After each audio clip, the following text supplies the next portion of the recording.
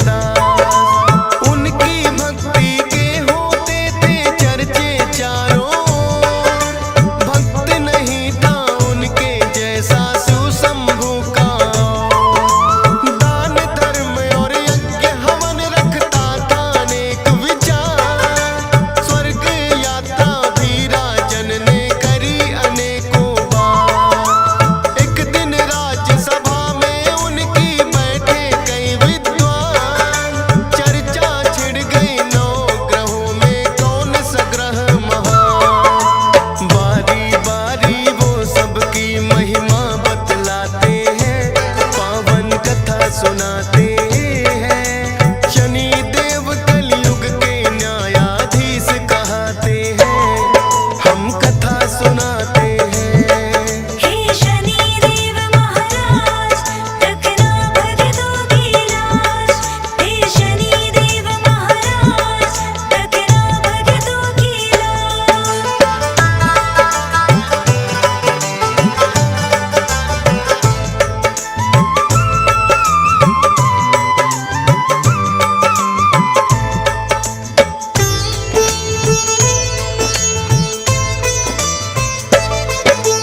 पहला पंडित बोला वैसे सभी ग्रह महान, लेकिन सभी ग्रहों से ऊपर सूर्य का स्थान।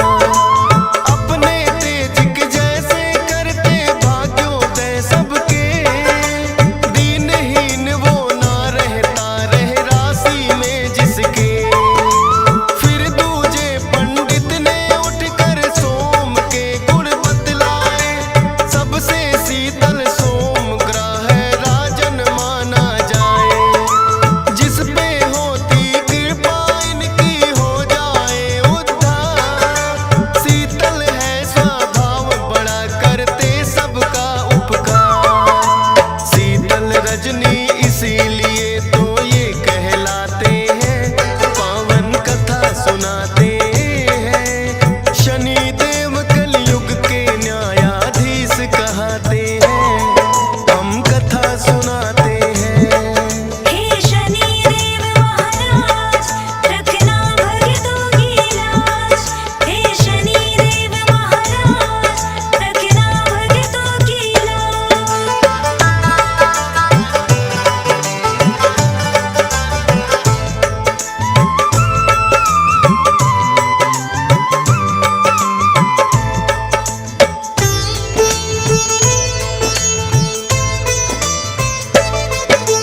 तीसरा पंडित बोला मंगल ग्रह है मंगलकारी, अनहित ना ये करे किसी का, ऐसे है उपकारी। जिस पे इनकी होती कृपा उसके भाग्य खुले, जो भी मन में होती इच्छा सब कुछ उसे मिले। चौथा पंडित बोला बुद्धग्राही सबसे महान, जिसकी राशि में होते उसका बढ़ जाए मान। बुद्ध ग्रह की जिस पे राजन कृपा हो जाए, सुख संपत्ति धन वैभव सब उसके घर आए। कोई मुश्किल ना आए जो कृपा पाते हैं, पावन कथा सुनाते हैं। शनि देव कलयुग के न्यायाधीश कहते हैं, हम कथा सुनाते हैं। हे शनि देव महाराज, रखना भक्तों की लाज। हे शनि देव महाराज, रखना भक्तों की लाज।